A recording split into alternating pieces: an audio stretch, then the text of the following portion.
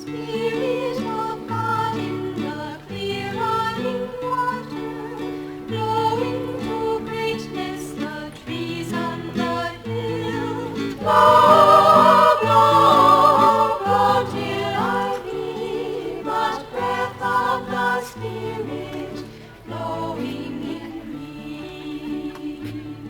Welcome. You're watching Spirit of Life. Norm Currie is my name and I'm the host for this episode. We'll be discussing the movement of love in our lives. And we're fortunate to be speaking with Mathew Sullivan, who has some very interesting stories in relation to this, which is in this book, Stop, This Is Not the Way. And by moving to this book, Matt, you wrote it. So I'm going to ask you a question about a very important chapter here, which is being led to Jesus. And you have a couple of really powerful examples. Would you mind sharing those with us?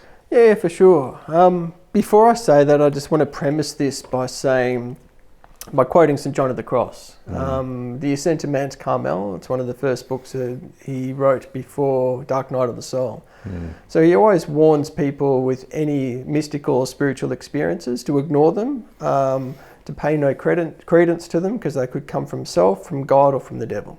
So just to premise that, I didn't pay much attention to them at the time, but they had a profound effect on me. Yeah. So it's not something to seek for. And St. John of the Cross in the Ascent of Mount Carmel, he actually says that God sometimes gives us experiences to nourish us and encourage us when we're very weak.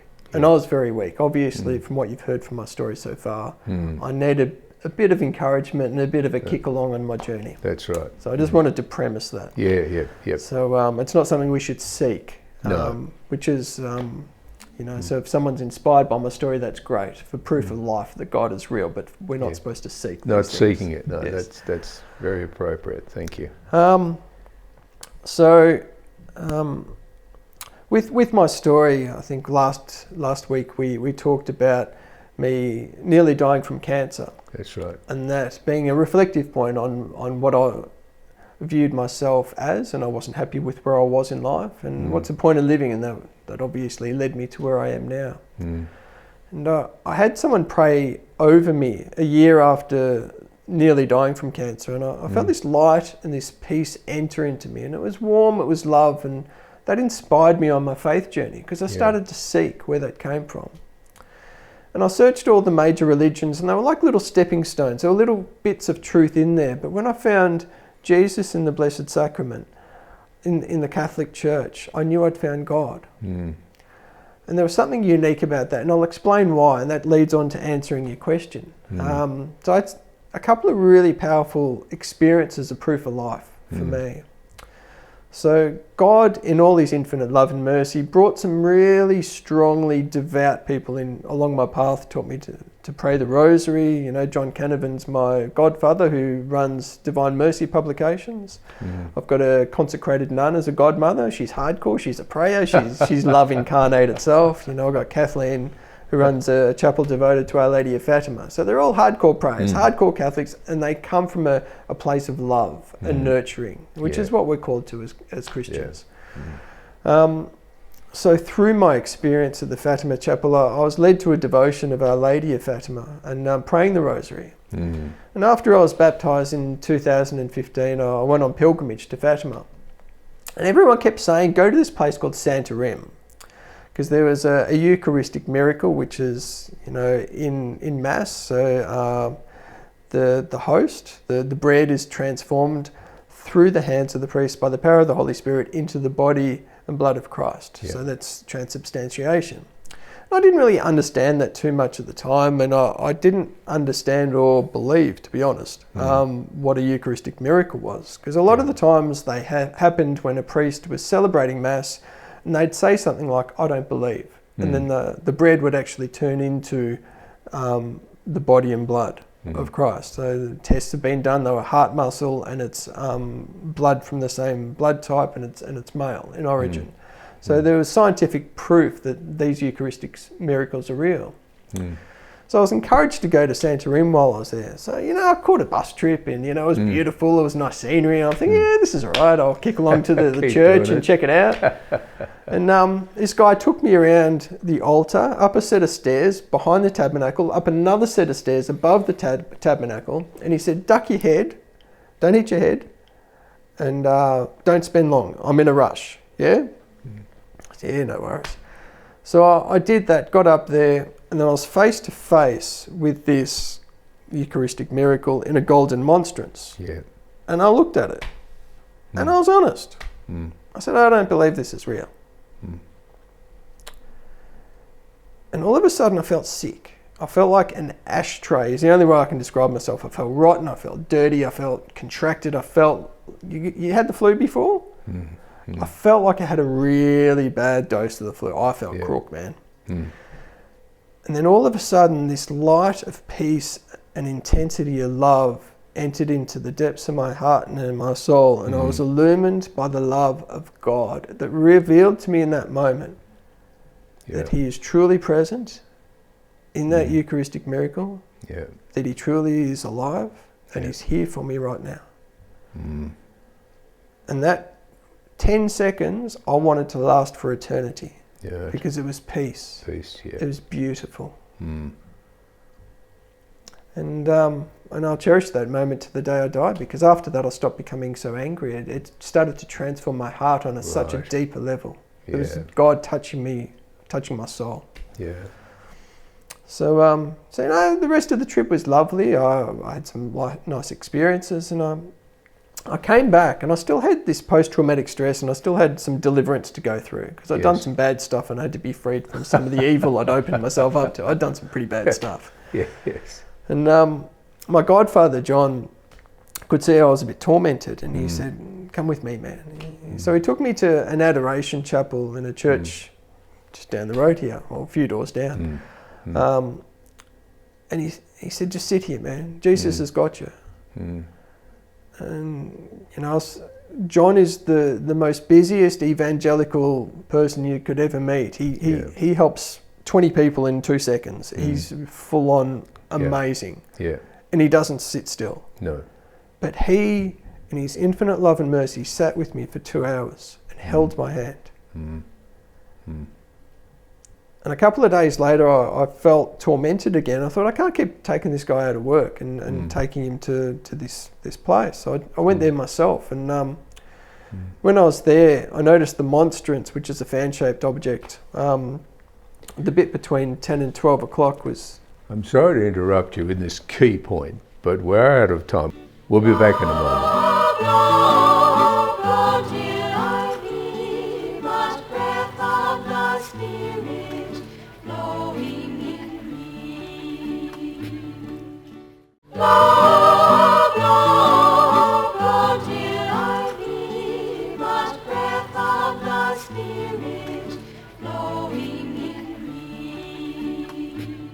Welcome back.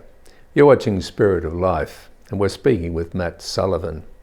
And Matt, I had to interrupt you right in the middle of that fantastic revelationary story. Would you mind continuing on from the start that you want to make? Yeah, of course. So as I said, after John introduced me to adoration, a couple of days later I was feeling quite disturbed. And I thought, I can't keep taking him back to adoration. I've got to let him work. So I went there myself, and when I went in there, the monstrance that Jesus was in, it was broken. There was a piece between 10 and 12 o'clock. It's a fan-shaped object. So the fan section between 10 and 12 o'clock was missing. And I was told that Jesus is presented in the monstrance, and it's an ornate thing. But I was thinking, if God is truly present, why would you put him in something that's broken?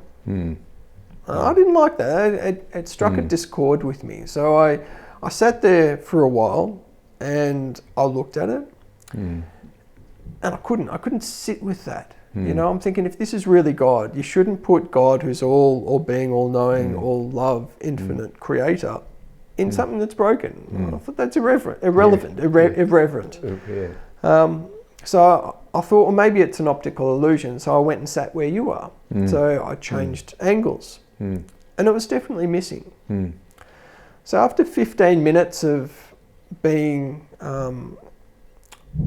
challenged with this notion that this can't be God that's in here, just before I left, I had an experience that really made me open my eyes to the power of God. Because just before I left, I came back to where I'm sitting now, and I said, I give up, I'm going. And all of a sudden, that peace appeared.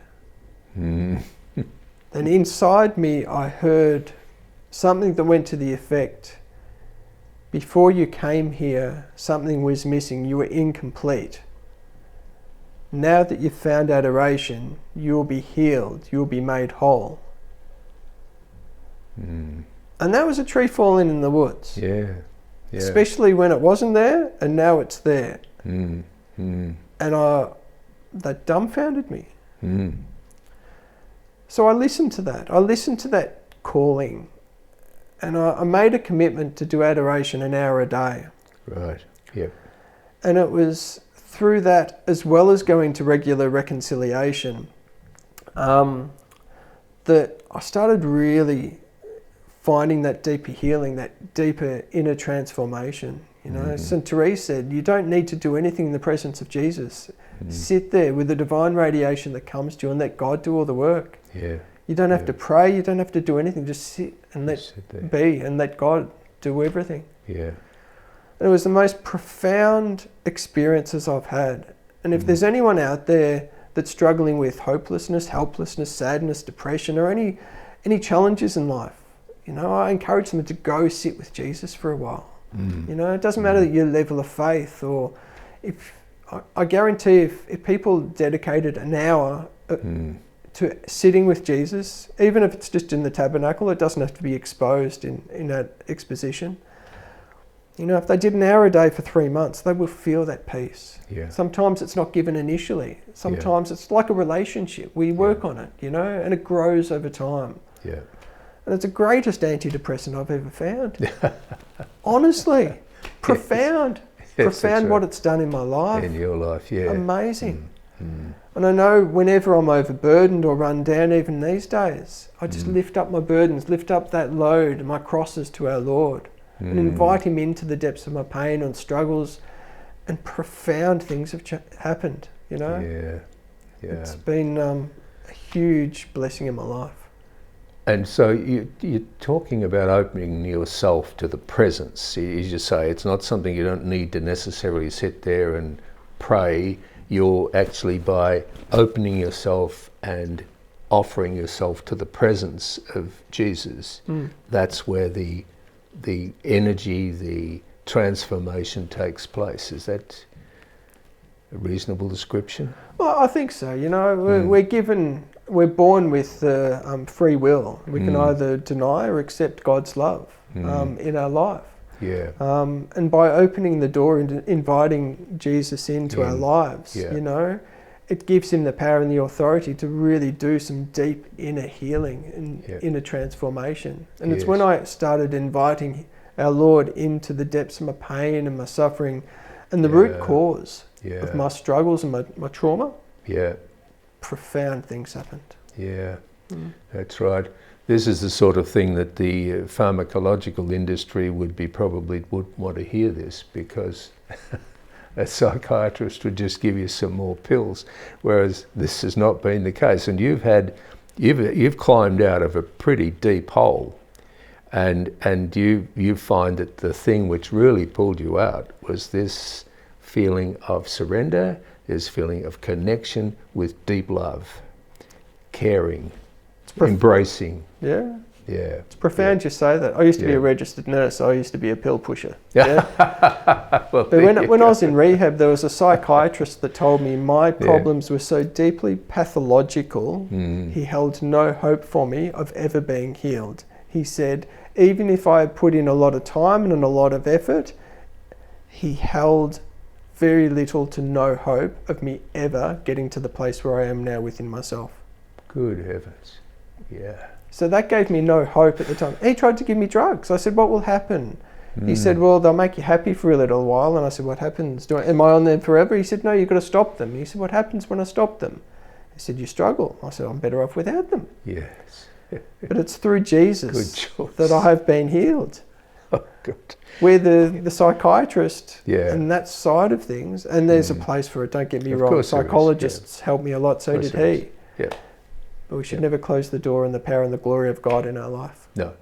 No, I think it's that, as you say, it's good to recognise that, sure, there's a place for the psychiatrist, psychologist, but it's a wholeness. If you only do that, it's only part of the picture. It's a bit like the monstrance with the bit missing. That's right. You've got to put it in there. Yeah.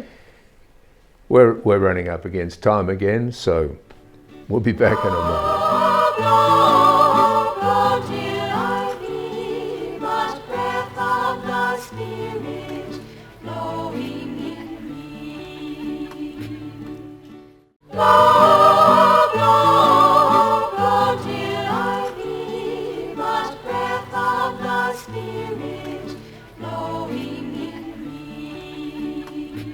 Welcome back. You're watching Spirit of Life. We're speaking with Matt Sullivan. And Matt, you've told this incredible story. It's wonderful. Thank you. But sitting behind that and emerging from that is something which looks like, and you address it in this book here, the power of prayer. Can you elucidate that a bit for us? Well, for me, through my trials and tribulations, and the times where I felt I was totally abandoned by God, that he was very distant from me, priests would always tell me he was right there. Just keep praying, and don't give up. Have faith, you know. And it was a great opportunity to develop perseverance and patience and tolerance and all the virtues that I was praying for. If I prayed for patience, I'd be tested. My patience be tested, So it was like spiritual weightlifting. If I prayed for something, I'd have to work on it. Yes, if you don't work on it, you're still weak. So it's through prayer. And, I used to be a long way from where I am right now. I used to swear a lot. I used to be angry. I used to condemn people. I used to be proud struck. I used to be egotistical. I used to be narcissistic. I used to be passive aggressive. So I'm a long way, well, I believe anyway, from where I used to be. I've still got a long way to go. We're all in process and transformation till the day we die. And I'm still a great sinner.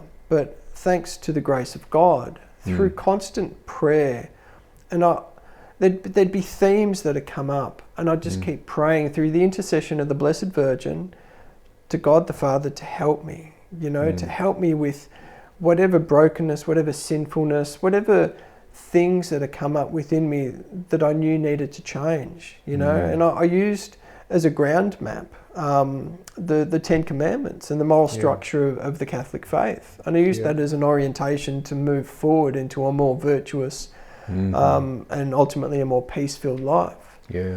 And it was inviting God into my brokenness, my sinfulness, and going regularly to reconciliation, to confession, and humbling myself before the priest and asking for Jesus to help and act in my life through reconciliation, because Jesus acts through the priest. And Saint Faustina says, don't worry and focus on the priest that's before you, because I myself act through them. And I definitely felt that. And I'm a firm believer that all the virtues are based on the solid foundation of humility. Without humility, there's no solid foundation for anything else to grow from. And it's one of the hardest virtues, I believe, to maintain and foster and develop. Especially in this sort of world that's proud-struck and egotistical, and people say, "Oh, don't be so meek and humble." People will walk over you. So it's contrary to what the world teaches us and wants us driving towards these days. But we are called to be a contradiction to the world. And it's through the power of the sacraments, the full sacraments of Holy Mother of the Church. And I heard someone a while ago saying that the Mass is the source and summit of their life. Mm. And I thought, that sounds nice, but I don't understand what that means. Mm. And I'm starting to understand Yeah. the grace and the love and the sharing of the body of Christ that comes into me, that becomes one with me, that slowly transform me into his living image, you know? I now understand that gospel verse of it's no longer I, but the Christ that lives in me. Yeah. And it's to live the Christ life. That's what we're all called to. And if you boil the Bible down, it's to live in love. That's right. You know, charity your brother, to love others as yourself. Exactly. And I feel blessed to work where I work, because people rip your head off, they swear at you, they really go to town on you when things don't go well. And it's a reflection on their brokenness in life, and I pray for them and I love them and I forgive them. But it's a great opportunity to act out that call from Jesus, to forgive and pray for those who hate you and persecute you. Yes. And it's been a great blessing. And I share that at work, and some people say, how do you do that? You know, I remember a doctor, and this might be a good note to finish up on. I was at work, and I remember a doctor come up to me, and he ripped into me. Hopefully I got long enough for this. And he said, it's all fake. You're all fake. I said, what do you mean, man? And he said, you're too happy, man. No one can be that happy. And I said, it's a choice. No matter what happens to me in life, it's a choice how I respond in regards to what happens. And over time I got to share that choice, a more positive choice, instead of acting out of a place of anger, resentment and woe is me, about, you know, living as Christ calls us to forgive, to love, and to pray for those who hurt us and persecute us. And to make more positive choices towards a loving way of living and thinking in our life. You know what, over a while he struggled with me. And it went from him condemning me to being inquisitive. And one day I said to him, I give you the seed of the opportunity of change, to start living from an orientation of love. I never said Jesus, but I preached to him the gospel in my living witness. In your living witness, You know what, I didn't see him for 6 months. And I saw this dude running down, and he jumped on a train, and he said, brother! I called everyone brother, He said, give us a high five, man. I said, oh, what's going on? He said, thanks to you, I've made some powerful choices. I could see my job wasn't working, so I quit. I'm doing consulting work for him, taking the pressure off, and I'm making some positive moves and choices in my life, and I feel good, man. He said, I'm nowhere near where you are, but I'm starting to live a more positive way. He said, thanks, man. And I thought, how good is that? Jesus touched him in a profound way. Yes, that's right. I pray for him now that he'll continue to come closer to our Lord. That's, and I think you'd identify with the fact that the one of the principles to this process, as this example you just gave and your own, is to love yourself as you are loved by God. That's the key. If you can love yourself as you're loved by God, well then it all pans out in front of you. That's the challenge, to feel worthy of that love as well. That's exactly right. That's exactly right. Well, the worthiness, we'll both work on that in our lives, but thank you so much, Matt, for your time. No worries. And in some future date, we're going to call on you again, I'm sure. So thank you very much. No worries. God bless you. Thank you. You've been watching Spirit of Life. We will be back next week with another episode. Thanks for watching, and bye for now. Bring it to birth and blow where you will. Blow, blow, blow till I be but breath of the Spirit.